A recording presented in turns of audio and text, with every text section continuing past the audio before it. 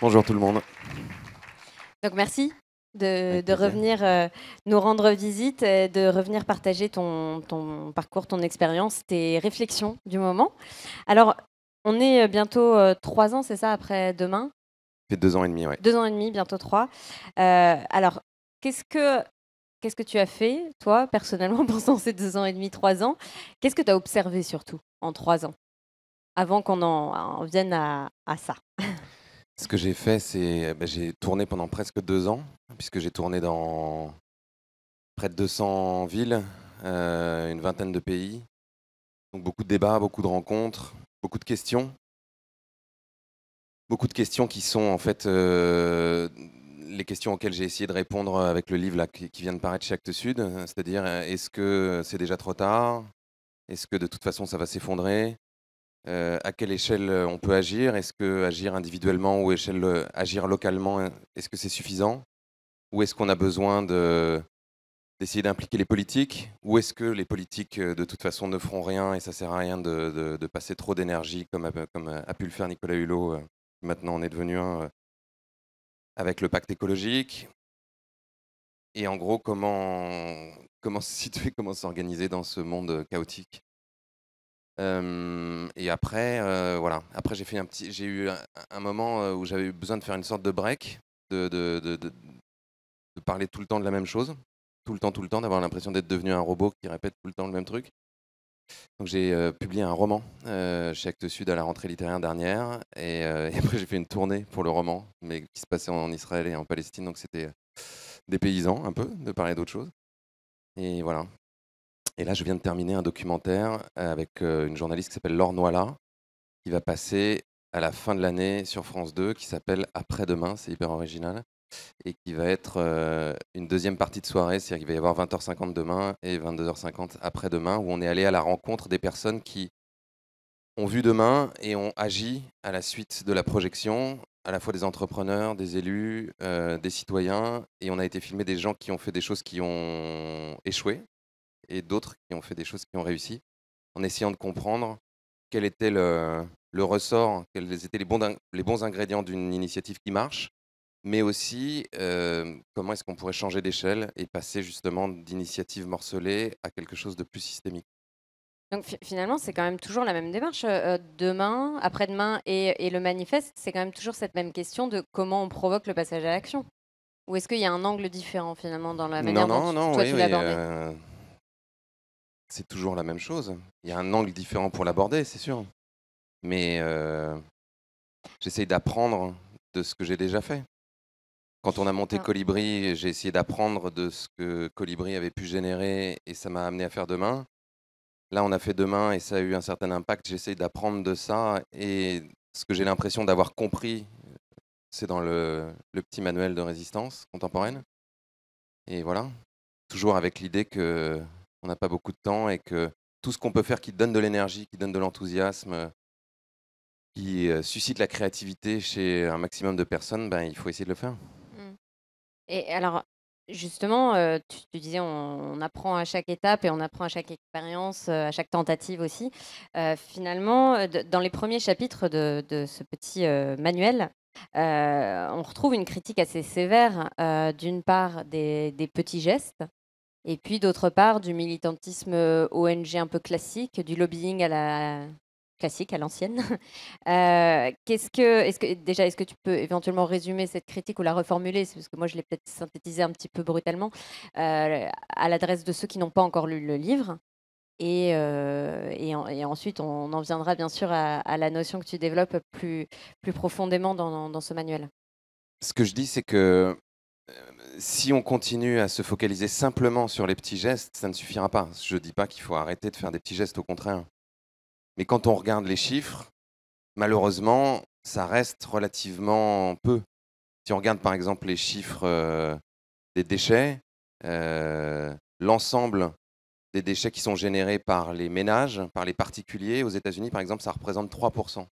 C'est peu.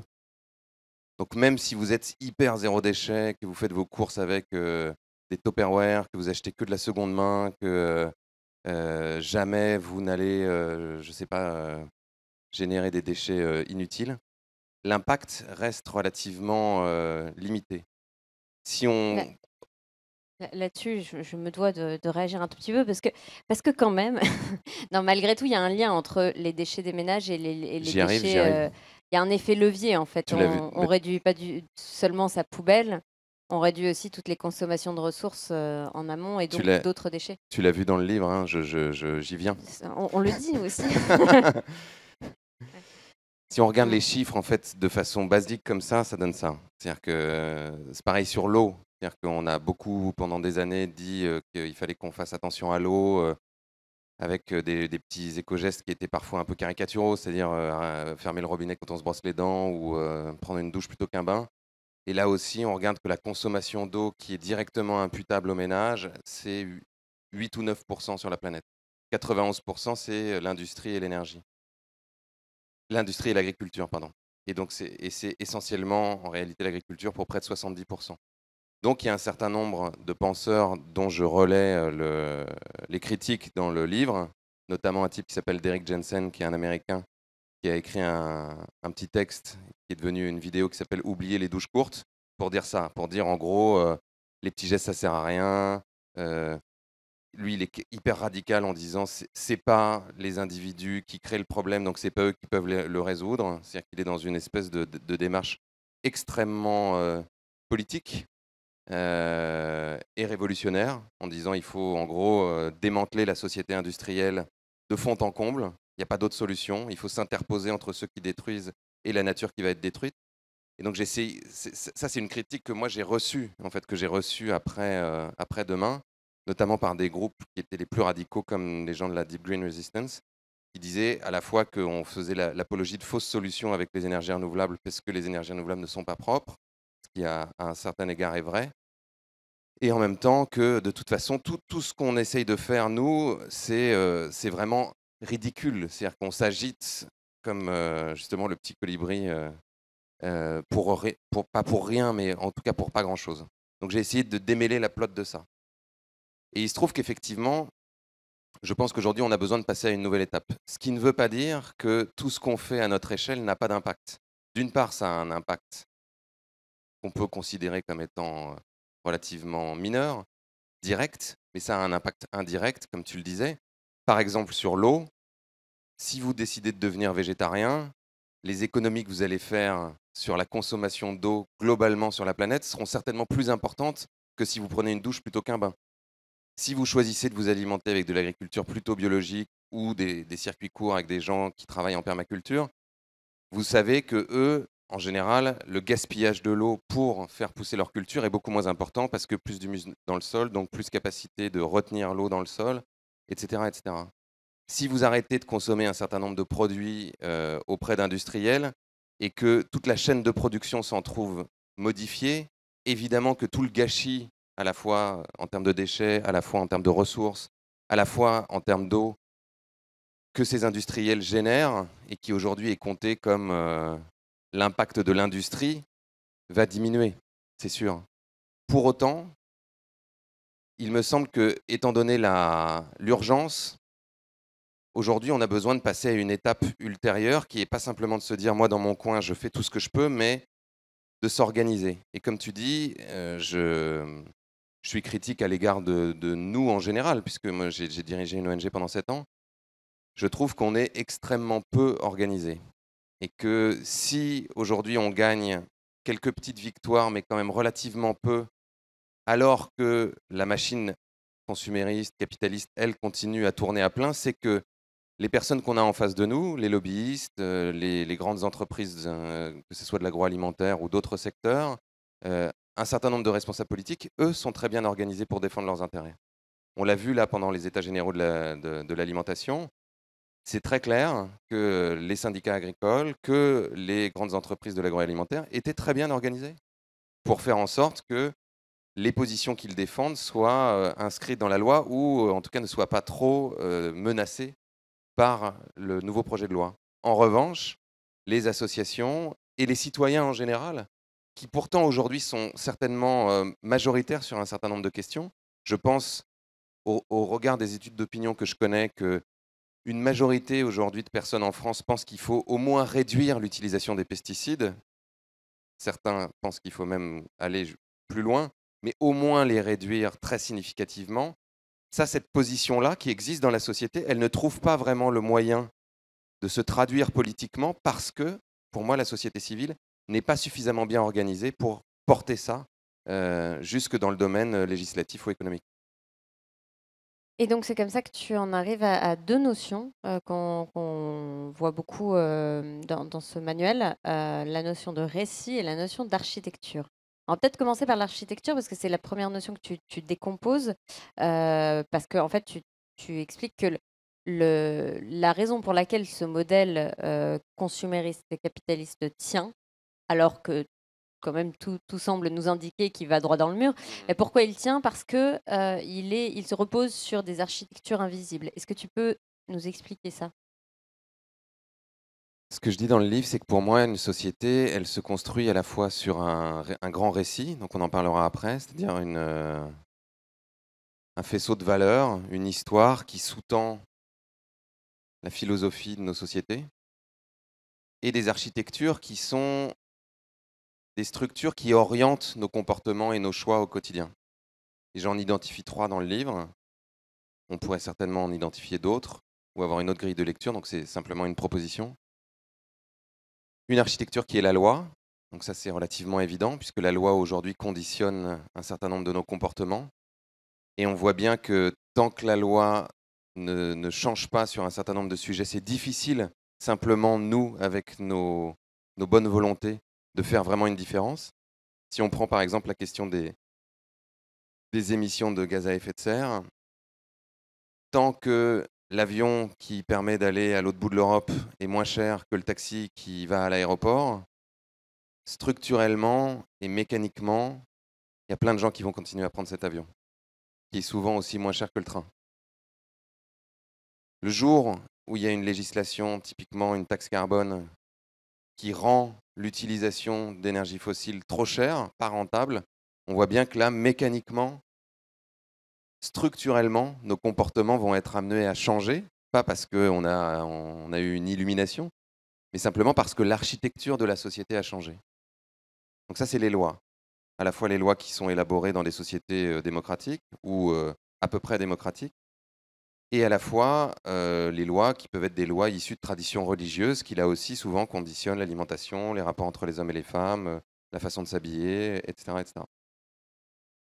La deuxième architecture que j'identifie, c'est l'argent, qui est quelque chose d'extraordinairement contraignant dans nos vies.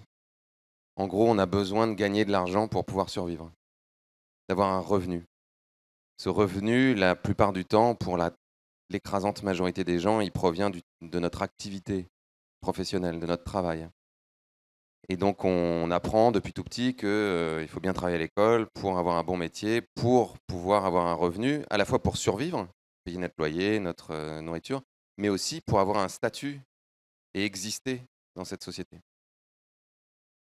Le problème avec ça, c'est que ça nous amène à choisir souvent une activité un peu par défaut. Quand on regarde les études qui tâchent de quantifier combien de personnes font vraiment le métier qui les passionne, le truc vraiment qui leur donne envie de se lever le matin, pour lequel elles ont du talent, c'est, il semblerait, autour de 20%. Ce qui veut dire que 80% des gens font un travail avec lequel ils s'accommodent souvent. Même quand on n'est pas passionné par son travail, on peut bien aimer son travail. Mais il y a le contenu de notre travail et il y a la finalité de notre travail.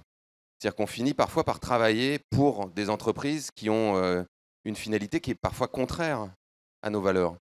Quand on est allé filmer pour demain à Totnes, dans ce berceau des villes en transition, on a interviewé notamment un garçon qui s'appelle Ben, là, que vous voyez dans le film, qui répare les vélos, Dr Bike, et qui nous disait, moi j'ai eu besoin à un moment de prendre conscience que je faisais partie du problème pour pouvoir accepter de faire partie de la solution.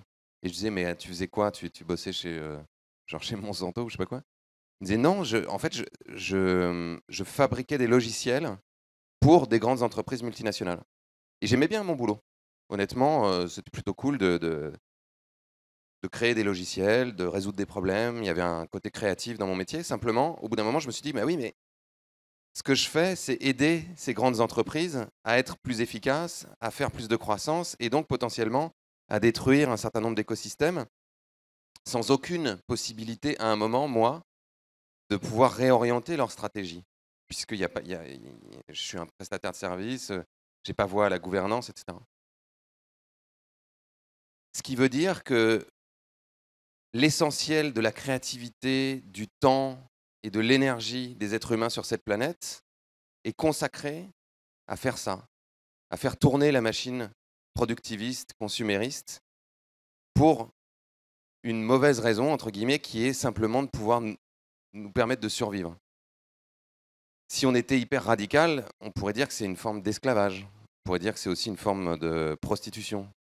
C'est Colin Serrault qui dit cette phrase qui me fait toujours rire, qui dit le salariat, c'est 5 jours de prostitution et 2 jours de réanimation. Si on était capable de libérer cette énergie créative chez la plupart des gens, vous imaginez à quelle vitesse le monde pourrait changer? Parce que si on réfléchit à toutes les personnes qui ont fait une différence dans nos vies, ou toutes les personnes qui sont très inspirantes, certainement des gens que vous avez vus aujourd'hui, que vous verrez ce week-end, des personnes qu'on a filmées dans Demain, des grands leaders politiques, des grands artistes, des grands chercheurs, des grands médecins, des profs géniaux que vous avez eus à l'école, c'est que des gens qui font des choses qui les passionnent. Toujours. C'est jamais des gens qui font un métier par défaut, en gros qui les saoulent un peu et qui font qu'ils rentrent le soir, en gros crevés, lessivés, avec qu'une envie, se coller devant la télé ou jouer à Candy Crush. Nelson Mandela, je pense que ça devait pas être ça sa vie. Je pense que Martin Luther King non plus, je pense que Pasteur non plus, je pense que Virginia Woolf non plus, et on pourrait continuer cette liste longtemps. Ce qui m'amène à la troisième architecture, qui est pour moi aujourd'hui le web, les écrans, et tout le temps qu'on passe dans cet espace-là. Quand je me suis amusé à regarder à quoi on passe nos journées, parce que basiquement, je me disais, ben, il y a un énorme problème, on n'est pas en train de le résoudre, alors mais qu'est-ce qu'on fait? Qu'est-ce qu'on fait toute la journée plutôt que de le résoudre? Donc en moyenne, on travaille 5h30, en moyenne, parce qu'on enlève les week-ends, les vacances, etc. Et on passe, un Français en tout cas, à peu près 8 heures devant un écran, en moyenne. J'imagine qu'ici c'est moins, mais en moyenne c'est 8 heures. 4 heures devant la télé, 4 heures smartphone, tablette, ordi, réseaux sociaux, médias en ligne, etc. Pas forcément pour faire des trucs inutiles d'ailleurs, mais quand même on passe 8 heures là. Or, vous savez tous par cœur maintenant qu'il y a des gens dont le métier aujourd'hui est de capter votre attention sur Internet grâce aux algorithmes, grâce aux informations qui sont collectées à chaque fois qu'on fait une recherche sur Google, à chaque fois qu'on met quelque chose dans Google Maps pour se situer, à chaque fois qu'on fait un message sur Facebook, à chaque fois qu'on fait un email. Si vous avez un email Gmail, vous savez sans doute que Gmail scanne vos emails pour récupérer des informations sur vous et les envoyer dans l'algorithme pour permettre de cibler nos personnalités, ce qu'on aime, pour ultimement pouvoir orienter nos choix. C'est ce que dit Matthew Crawford, qui est un philosophe réparateur de motos, dont je vous conseille de lire le livre Contact ou Éloge du carburateur. Il appelle les ingénieurs de la Silicon Valley les architectes du choix, puisque leur objectif, c'est d'orienter, de créer ces architectures pour nous amener le plus souvent à acheter un truc, mais aussi potentiellement nous amener à voter quelque chose. C'est ce qu'on a vu avec le Brexit ou avec l'élection de Trump, mais c'était en fait à peu près la même chose avec l'élection d'Obama, qui avait utilisé les mêmes techniques de ciblage des électeurs pour savoir quel message leur envoyer pour pouvoir renforcer leurs convictions politiques et les amener à voter pour lui. Et là, on se rend bien compte que ça pose un gros problème démocratique. Ça pose à la fois un gros problème de gestion du temps, c'est-à-dire que si on passe 8 heures sur des écrans, plus 5h30 à travailler dans un travail qui entretient plutôt le modèle capitaliste, en gros 7 heures à dormir, 1 heure à se déplacer, 1 heure à manger, il ne nous reste pas beaucoup de temps pour faire autre chose. Et ça pose un problème démocratique puisque globalement, ça veut dire que nos intentions sont orientées, et sont orientées parfois sans même qu'on en ait conscience. C'est pour ça que j'appelle ça des architectures invisibles. Et donc on en arrive à une situation qui est un peu absurde, qui est bah, la biodiversité est en train de s'effondrer, le climat est en train de changer, il faudrait qu'on fasse quelque chose. Ah bah oui, mais j'ai pas le temps parce que faut que j'aille au boulot. D'accord. Bah après le boulot alors. Bah oui, mais après le boulot, je suis crevé, tu vois. Je suis crevé, j'ai qu'une envie, c'est de me coller devant la télé. Donc qu'est-ce qu'on fait par rapport à ça? Alors, tu rappelais que ces architectures, elles s'inscrivent dans le cadre d'un contexte qui est fait de plein de récits, de plein de fictions. Donc, ce mot de récit, on peut peut-être revenir dessus maintenant pour le définir. Et puis, en fait, il y a quelque chose que tu as dit là, il y a quelques minutes, en citant le témoignage, je crois, d'une personne rencontrée à Totnes, ou je ne sais plus. Voilà. Madeleine, ouais. Il disait, c'est extrêmement dur d'accepter d'avoir fait partie du problème, d'accepter de s'être trompé plus globalement, ou même d'accepter finalement d'avoir cru pendant un certain temps à une fiction, à un récit, sans même s'en apercevoir. Moi, il y a une page qui m'a frappée, page 53 pour ceux qui ont le bouquin entre les mains, mais qui illustre bien en fait le fait qu'on a nous-mêmes grandi parfois dans des récits sans même s'en apercevoir. C'est quand tu cites l'enquête IFOP menée auprès d'un échantillon de la population française entre 1945 et 2015 à la question: quelle est selon vous la nation qui a le plus contribué à la défaite de l'Allemagne en 1945? Je le lis, mais si tu veux, je te laisse Vas-y, dire les vas-y. chiffres, hein. 57% des personnes interrogées en 45, donc juste après la guerre, répondaient l'URSS et 20% les Américains. En 2004, les proportions s'étaient totalement inversées, avec 58% des sondés qui désignaient les États-Unis pour 20 et 20% l'URSS. En 2015, un autre sondeur britannique a réalisé la même enquête en France, en Allemagne et en Grande-Bretagne. 61% des Français et 52% des Allemands désignaient les Américains et 46% des Britanniques désignaient les Britanniques. Bref, tout ça nous montre que, en fait, la perception de la réalité qu'on a, il est hyper conditionné par la manière dont nous ont été racontées les choses, en fait. Bah oui, parce que entre 45 et maintenant, il y a eu pléthore de films, par exemple, hollywoodiens, qui ont glorifié le rôle des États-Unis pour libérer la France. Alors que si on regarde les chiffres que je donne dans le livre, bah, c'est absolument évident que là où les nazis ont perdu le plus de soldats, là où était le front le plus difficile, et là où ils ont subi le plus de pertes militaires, de batailles, etc., c'était le front de l'Est, très largement. Et les Russes ont perdu plusieurs dizaines de millions de personnes dans ces combats, alors qu'on est à peu près à 500 000 Américains. Mais les histoires sont tenaces. Et en fait, ce que je dis dans le livre, enfin, et c'est une. C'est un blockbuster vaut bien pas mal de livres scolaires. Et encore, les livres scolaires sont pas neutres non plus. Ils nous montrent aussi une facette de la réalité. Voilà. Mais c'est sûr, hein. Et je sais pas si vous avez vu cette vidéo où, je sais pas si tu l'as vu toi, où Trump va rencontrer donc le président de la Corée du Nord, et il y va avec un film. Vous l'avez vu ce film? En fait, il a fait un petit film, donc c'est comme une bande-annonce de 4 minutes, et on dirait un blockbuster américain, quoi. Two men across the ocean, they're going to make peace. Tu vois? Et on les voit comme ça, donc il y a des images d'eux, comme ça, souriants, mais vraiment à l'américaine, à fond. Et en fait, il a fait ce film, donc avec un grand studio américain, comme un outil diplomatique.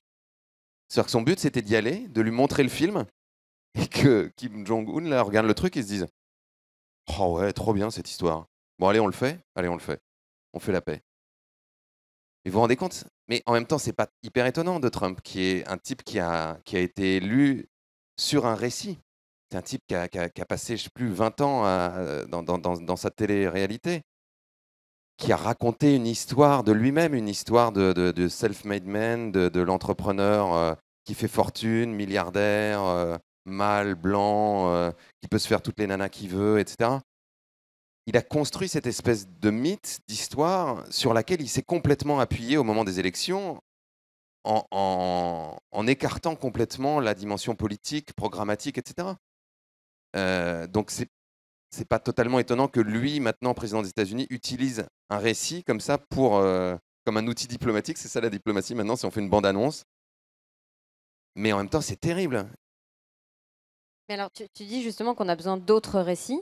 que non seulement il faut qu'on arrive à modifier les architectures et pour ça, il faut qu'on s'organise mieux, si j'ai bien compris le message.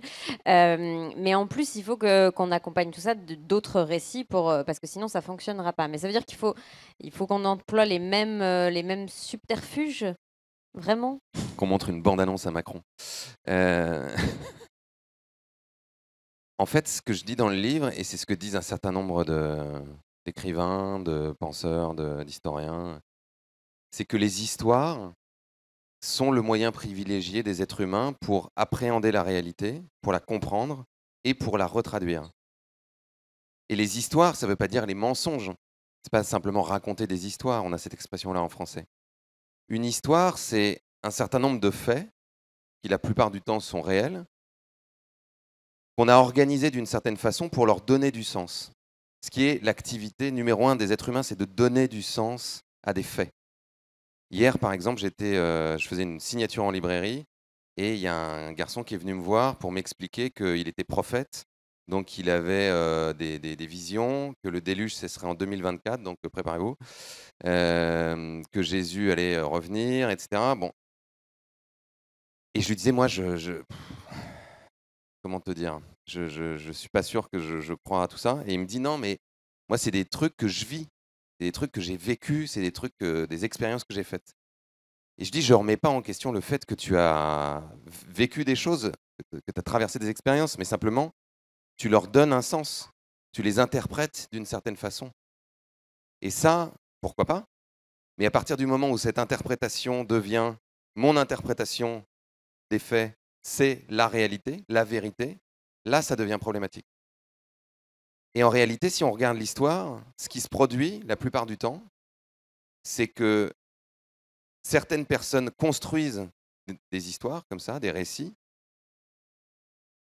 et à partir du moment où ces récits deviennent collectifs, c'est-à-dire plus il y a de personnes qui croient à cette histoire, qui adhèrent à cette histoire, qui ont la même interprétation des faits, plus cette histoire devient, entre guillemets, réalité, c'est-à-dire qu'elle s'incarne dans des structures politiques, économiques, sociales. Typiquement les religions. Si vous avez lu le Royaume d'Emmanuel Carrère, c'est incroyable la façon dont le christianisme s'est répandu au départ. C'est répandu par Paul, que les chrétiens appellent Saint Paul, qui n'a jamais rencontré Jésus. Jamais rien, il n'a jamais été témoin d'aucun événement qui ont été écrits dans l'Évangile. La plupart des gens qui ont écrit les Évangiles, d'ailleurs, n'ont absolument pas été témoins des événements qu'ils relatent. Et pourtant, c'est ce fameux Paul qui va tourner autour de la Méditerranée pour chauffer à blanc des communautés en leur racontant cette histoire, en les amenant à vraiment l'intégrer, la faire leur, et ensuite à tenir cette foi avec les lettres qu'il a envoyées, les épîtres, les machins, les trucs. Incroyable. Et cette histoire-là a eu un impact considérable sur l'évolution de l'humanité. Et c'est la même chose avec tout. C'est la même chose avec les idéologies, avec le communisme, avec le libéralisme. C'est la même chose avec l'argent, par exemple. C'est ce que dit Harari, l'auteur de Sapiens. Il dit l'argent, c'est une convention. Le fait que vous ayez un bout de papier, que ce bout de papier, vous puissiez dire que ça vaut 20 euros, par exemple, et que vous pouvez l'échanger contre X ou Y truc, c'est une convention. Ça n'est pas réel. Simplement, le fait que tout le monde adhère à cette histoire, adhère à ces règles du jeu, permet que ça fonctionne. Donc les histoires sont utiles. Elles nous permettent de fonctionner collectivement. En ce moment, c'est la Coupe du monde de foot. Il faut bien que tous les gens qui jouent au foot et tous les gens qui les regardent adhèrent à la même histoire qui est si tu fais rentrer le ballon dans la cage avec les filets, tu as gagné, pour que ça marche. Sinon, ça ne marcherait pas. On ne pourrait pas jouer au foot. Il ne pourrait pas y avoir la Coupe du monde. Pour autant, ça n'a pas de réalité objective. Vous mettez un chimpanzé ou un extraterrestre devant le truc, il voit le ballon rentrer dans la cage, pour lui, ça n'a pas de signification, ça ne veut rien dire, on s'en fout. Donc, d'une certaine manière, on a besoin de comprendre ça. On a besoin de comprendre que tout est une convention, que tout est histoire, que tout est interprétation, et que ça, c'est nous les humains qui les créons. Et si nous les créons, ça veut dire que nous avons la capacité de les défaire, voire d'en créer d'autres. Et le modèle dans lequel on vit aujourd'hui, il est le fruit d'une histoire, d'une convention, de quelque chose qui qu'on peut regretter maintenant, mais qui à l'époque nous a vraiment fait rêver, qui nous a vraiment donné de l'enthousiasme, de l'énergie, de se dire que le progrès technologique, que le confort, que accumuler des richesses, de l'argent, tout ça, ça allait nous rendre heureux, que ça allait permettre à notre civilisation d'arriver à une forme d'aboutissement. Et aujourd'hui, on se retrouve aux limites de cette histoire. C'est-à-dire que cette histoire, on se rend compte qu'elle a des failles et que même si on continue à essayer de nous la raconter avec des publicités, il y a quand même quelque chose qui ne marche pas. Donc le pouvoir qu'on a, qui est le pouvoir créateur des êtres humains, qui est intrinsèque à notre espèce, c'est de construire d'autres récits, d'autres histoires. Alors, on a pas mal d'histoires, hein, à raconter dans le cadre du festival. Chacun d'entre nous en a sans doute. Comment on peut, construire et diffuser des histoires quand on est dans un contexte comme ça où il faut, beaucoup d'argent souvent pour diffuser les histoires et ou alors faire face à d'autres histoires qui elles bénéficient de ces moyens-là? Alors comment on peut arriver à faire exister ces autres récits aujourd'hui?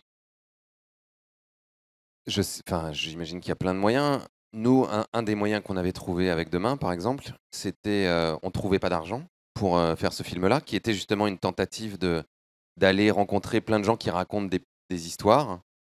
L'histoire de, moi je raconte l'histoire de faire de l'agriculture sans pétrole et sans engrais chimiques et sans pesticides et en régénérant les sols. Moi je raconte l'histoire de, on n'est pas obligé de passer par les banques privées pour créer de l'argent. Moi je raconte l'histoire de, on peut être une ville qui tend vers le zéro déchet, etc. Effectivement, on trouvait pas d'argent et on savait que si on voulait que l'articulation de ces petites histoires en une histoire plus vaste puisse avoir de l'impact, il nous faudrait de l'argent. Bah, du coup, on a fait un crowdfunding. Et qu'est-ce que c'était en fait le crowdfunding? C'était raconter l'histoire de ce qu'on voulait faire.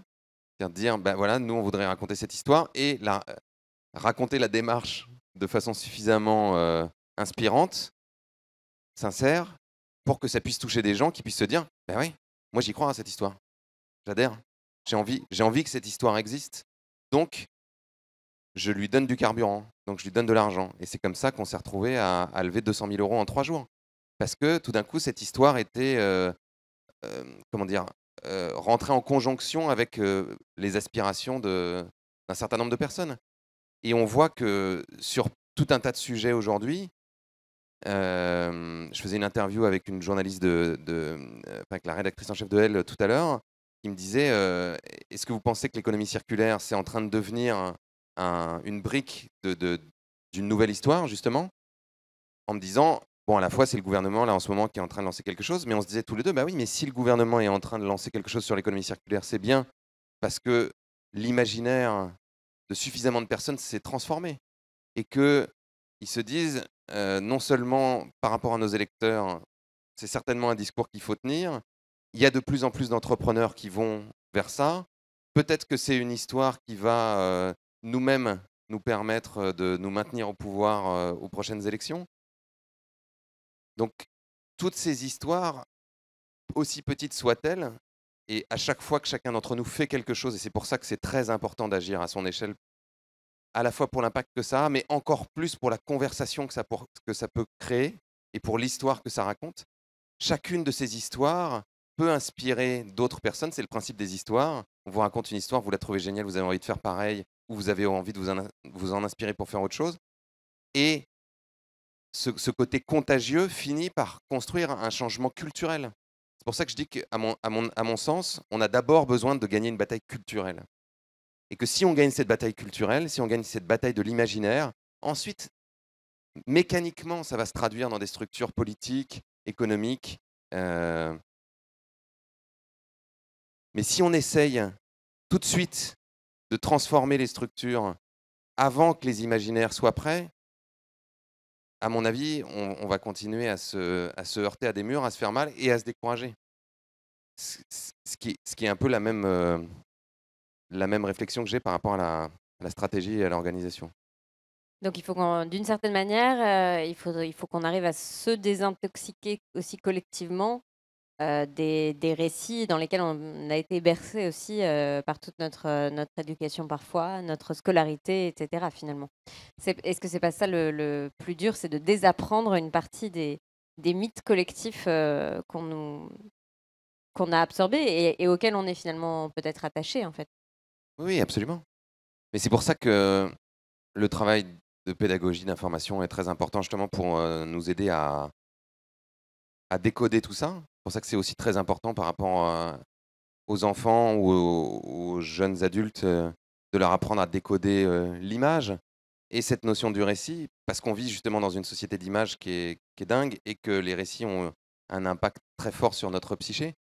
Euh, J'entendais à la radio l'autre jour un truc sur une émission sur le monstre du Loch Ness et sur ce mythe qui était vraiment complètement un mythe qui a été fabriqué de toutes pièces, mais qui a perduré pendant des années jusqu'à provoquer des expéditions scientifiques hyper technologiques où ils ont été scannés tous les fonds du Loch Ness, etc., pour être sûr, pour vérifier, etc. Alors que c'était déjà quasiment certain qu'il n'y avait pas de monstre dans le Loch Ness. Et aujourd'hui, il y a toujours des gens qui y croient. C'est-à-dire, comme tu dis, il y a un endroit où on y tient, en fait. Il y a quelque chose de nous qui se nourrit de ça. Et à mon avis, pour pouvoir le lâcher, on a besoin d'avoir autre chose qui vient nourrir ce besoin de merveilleux, ce besoin de sens, ce besoin de sécurité, ce besoin de savoir que il y a une direction dans laquelle aller. Enfin, le mythe du progrès, c'était ça, c'était de se dire bah, mes enfants vivront mieux que moi. La technologie va nous amener à des trucs formidables. Ça va être mieux, demain ça va être mieux. On ne peut pas simplement enlever ça, je pense, à tout le monde en disant ça c'était que des conneries, les gars. Laissez tomber, en fait demain ça va être pire. Ça va être même pourri. On a besoin de pouvoir se dire mais alors, ok, mais si ça c'était pas vrai ou si c'était pas complètement vrai, qu'est-ce qui pourrait nous aider à rendre le monde un peu meilleur demain?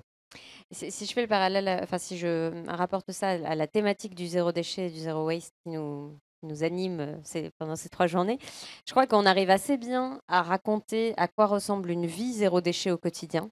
Et c'est ce qui fait, je pense, la force enfin, le fait que le mode de vie zéro déchet se déploie comme ça de personne en personne parce qu'on arrive à le raconter, c'est assez facile.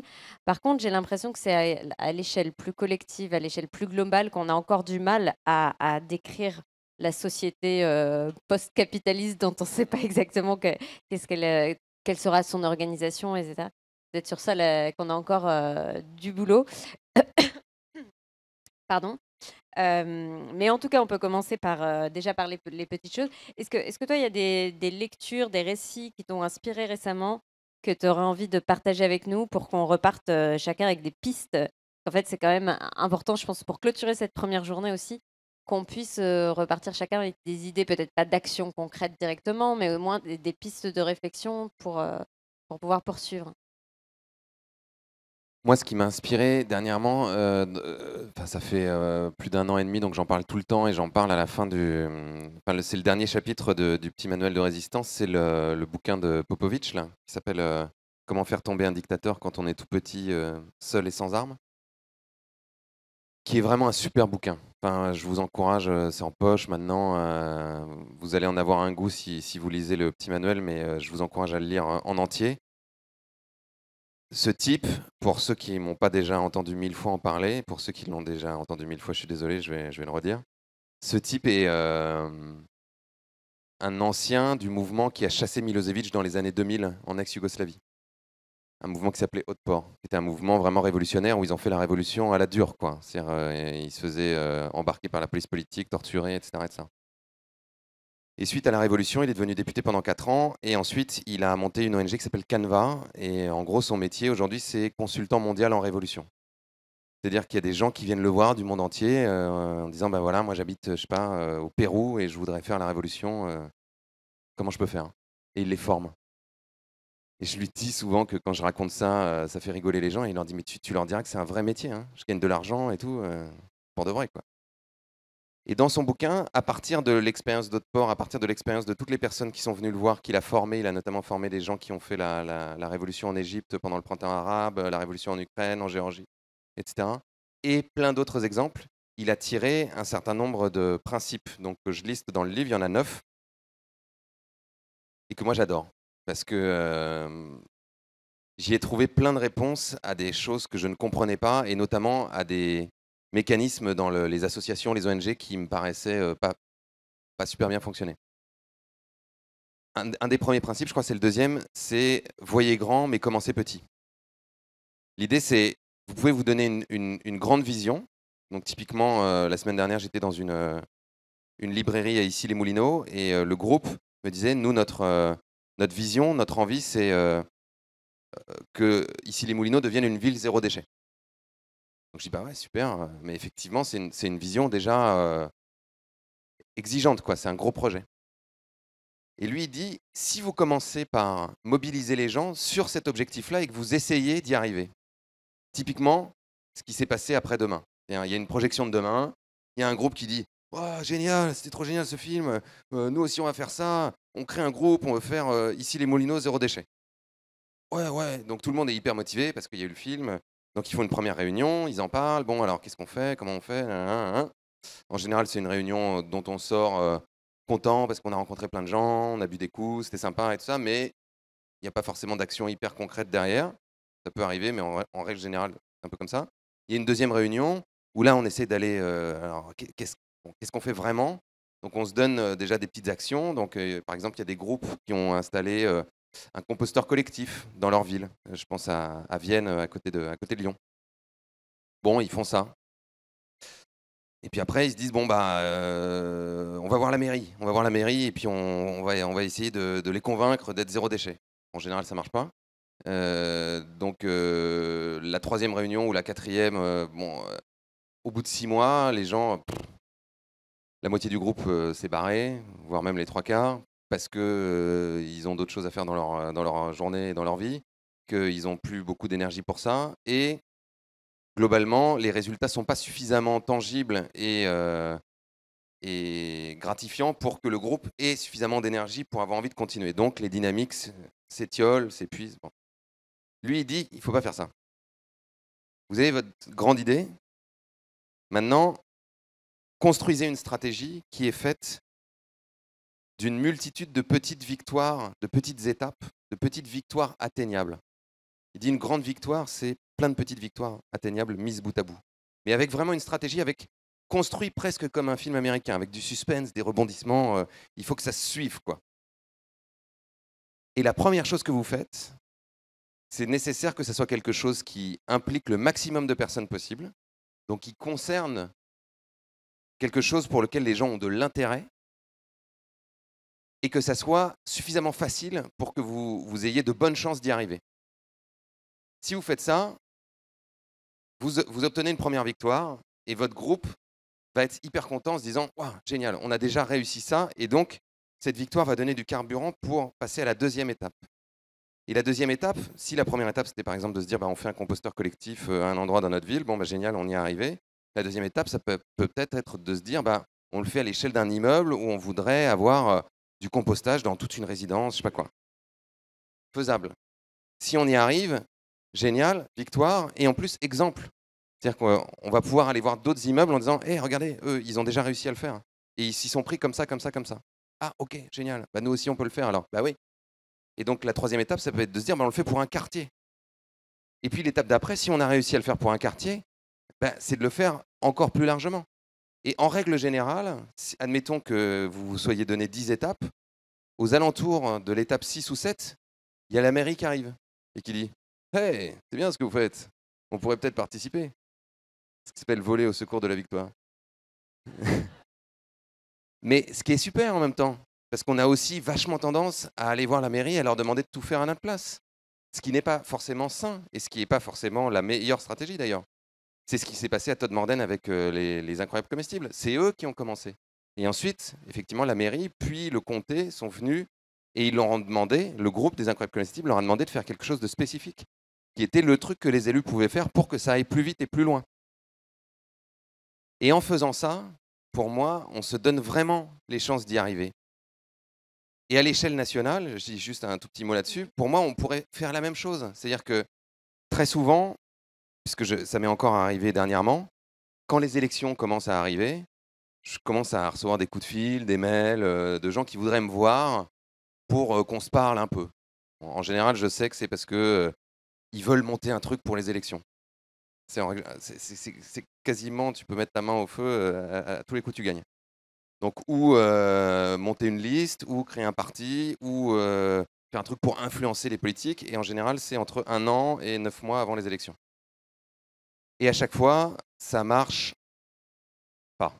C'est-à-dire que même quand ça marche, typiquement le pacte écologique, après il y a le Grenelle de l'environnement, qui permet quelques avancées, mais qui globalement permet pas la révolution qui aurait donné de l'énergie à tout le monde, justement. Et les 900 000 personnes ou les 1 million de personnes qui ont signé le pacte écologique, bah, c'est dur d'aller les rechercher après pour être à nouveau 1 million, pour remettre la pression, parce qu'elles se disent en gros, bah, les gars, vous m'avez déjà fait le coup, quoi. Je suis déjà venu, j'ai signé votre truc, et puis après, bon, ça n'a pas donné grand-chose.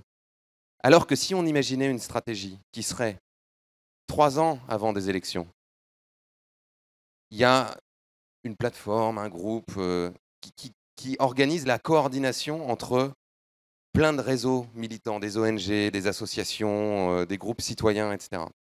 Et qui se donne des objectifs stratégiques précis sur un certain nombre de sujets. Un peu ce qu'a fait Bloom, par exemple, sur l'interdiction de la pêche en eau profonde, qui est une grande victoire qui est souvent citée, puisque Claire Nouvian vient d'avoir le prix Goldman, ça s'appelle. Voilà. Une espèce de Nobel de l'écologie, et donc elle a eu le prix pour l'Europe. Mais Bloom, ils n'ont pas dit on va sauver les océans. Ils ont dit on va interdire la pêche en eau profonde. Et ils ont mis toute leur énergie là-dessus. Et ils ont mobilisé, là aussi, plus de 900 000 personnes pour signer leur pétition, aidés par Pénélope Bagieux, qui est une auteure de BD, qui avait vulgarisé le TEDx de Claire Nouvian pour que tout le monde comprenne pourquoi il fallait le faire. Ils ont fait du lobbying, ils ont fait un travail mais incroyable vraiment de lobbying pour aller faire chier les députés, pour leur expliquer, pour se battre sur les textes de loi, pour proposer des amendements, etc. Et ils ont fini par gagner. Bah là, le million de personnes en question, ils ont envie de suivre. Et là, ils sont en train d'essayer d'interdire la pêche électrique. Et à mon avis, ils vont y arriver. Imaginez si on faisait ça sur plein de sujets. Et qu'on se disait, bah, on se prend un sujet sur les pesticides, parce qu'on sait que les pesticides, en ce moment, justement, c'est un sujet qui peut rassembler largement. On se prend un sujet sur les déchets, on se prend un sujet sur X ou Y truc. Et à chaque fois, on s'organise, justement, pour mobiliser tout le monde, pour obtenir une victoire atteignable sur ce sujet-là. 3 ans plus tard, si on a obtenu des victoires sur tous ces sujets qui nous ont amenés vers d'autres sujets qui parfois sont plus exigeants, que là aussi on a obtenu des victoires, si on veut, certainement pas moi en tout cas, mais si des personnes veulent rentrer en politique, si on pense que, bah oui, pour que la société se transforme plus, il faudrait qu'il y ait un relais politique de cette action-là, ça change tout. C'est-à-dire que les personnes qui vont voter, si elles sont face à une proposition de liste citoyenne de gens qui, depuis 3 ans, ont remporté des victoires, ont montré leur capacité à travailler ensemble, à s'organiser pour, justement, sur des sujets particuliers, gagner, aller au bout, quoi. Bah, moi, si je suis face à un groupe comme ça, je me dis, bah, allez les gars, moi je vote pour vous, parce que là, c'est pas un vote en blanc, c'est pas, bon, bah, tu m'as raconté une belle histoire, je vote pour toi, et puis dans 5 ans, on verra. C'est je participe à quelque chose. Et en cela, pour l'instant, je trouve qu'on est, voilà, qu'on on n'est pas encore à cette étape-là. On est encore à l'étape de discuter, déplorer, faire une manif par-ci, une mobilisation par-là. Et, et c'est dommage. Voilà. Bon, ben, ça nous fait un bon programme d'action pour les 10 prochaines années. Non. En tout cas, non, je pense que ce que tu décrivais comme processus, ça fait vraiment écho à ce que nos groupes locaux, parce que maintenant Zero Waste France, c'est aussi beaucoup plus qu'une asso nationale, c'est un réseau. Il y a 50 groupes locaux qui se sont constitués ces 2 dernières années, donc ça s'est disséminé complètement, c'est génial. Et je crois que justement, il y a ce côté très passage à l'action direct sur des actions concrètes où il va y avoir ces petites victoires, mais on n'a pas forcément encore l'articulation avec un objectif et une stratégie. Et donc, c'est peut-être un peu l'inverse de l'autre écueil que tu évoquais, qui est de fixer un objectif et puis on se décourage. Là, c'est l'inverse. Tout le monde y va, tout le monde agit et il y a des victoires, il y a des choses concrètes qui sont faites. Mais c'est vrai il faut de temps en temps se poser pour savoir, mais au fait, où est-ce qu'on veut arriver, en fait, parce que c'est vrai que sinon, on va se balader, quoi, peut-être. Et puis, encore une fois, c'est ça qui nous donne du carburant, quoi. Et c'est pareil pour les actions au quotidien de chacun d'entre nous. C'est pour ça que je disais tout à l'heure, pour moi, c'est hyper important. L'endroit où vous pouvez avoir le plus d'impact, c'est ce que vous faites dans la vie. Parce que si vous passez toute votre journée à faire quelque chose qui détruit dans un sens, pour ensuite, le week-end ou en rentrant du boulot, essayer de, en gros, limiter la casse en recyclant un peu, en achetant bio, ça va moins vite. On fait les pompiers pyromanes, quoi. On met le feu et puis après, on essaye de l'éteindre le week-end. C'est la blague que je raconte tout le temps en disant, c'est un peu comme si vous disiez, je travaille chez Monsanto, mais j'y vais en vélo, quoi. C'est très bien d'aller en vélo au travail. Le problème, c'est que si le contenu de votre travail, ça va à l'inverse des valeurs qui vous poussent à prendre votre vélo pour y aller, il y a un problème. Or, si vous faites le truc qui est conforme à vos valeurs, au-delà simplement d'être quelque chose qui a de l'impact, parce que ça vous plaît, parce que vous avez du talent pour ça, c'est aussi quelque chose qui va vous rendre heureux, qui va vous nourrir, pour lequel vous aurez de l'enthousiasme. Et donc, vous ne serez pas épuisé. Parce que moi, je m'insurge un peu contre ce truc du militantisme sacrificiel qui est on culpabilise et puis il faut y aller, quoi. Mais en même temps, c'est difficile. C'est-à-dire quand on se retrouve face à des gens qui disent non mais attendez, moi je pars de chez moi à 8 h le matin, je reviens à 19 h, je vais chercher mes enfants à la crèche, il faut que je sois passé faire des courses. Et puis ensuite, donc les courses, j'ai déjà vraiment pas le temps pour les faire. Et puis ensuite, il y a les devoirs, et puis ensuite, il y a le bain, et puis ensuite, moi je m'allonge sur le canapé. Ben oui, c'est sûr. Le problème, c'est qu'on est passé toute cette journée qui nous a épuisés. C'est ça le problème. C'est pas de culpabiliser les gens encore par-dessus en leur disant «Eh, dites donc, quand vous rentrez le soir, faut se bouger un peu le cul, là, la planète, hein?» Ben non, il faut prendre le truc à la racine, quoi.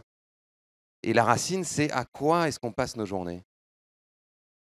La racine, c'est le sens, encore une fois. C'est ce que je disais tout à l'heure, on construit du sens. C'est notre activité principale. Donc le sens de notre présence sur cette planète, c'est quoi? Est-ce qu'on est sur cette planète pour avoir un salaire, pour pouvoir aller à Carrefour le samedi? C'est ça, pour être dans les embouteillages, dans les zones commerciales autour des villes moyennes? Non, on est sur cette planète pour comprendre qui on est, pour découvrir quels sont nos talents, pour être utile aux autres, pour créer des choses. Et on peut créer dans tous les domaines. Parce que chacun d'entre nous a quelque chose de spécifique. Et si on a la capacité d'exprimer cette chose spécifique, alors là, la vie, ça vaut le coup. C'est pas un truc harassant, déprimant, parce qu'on sait qu'on va mourir à la fin. Merci beaucoup.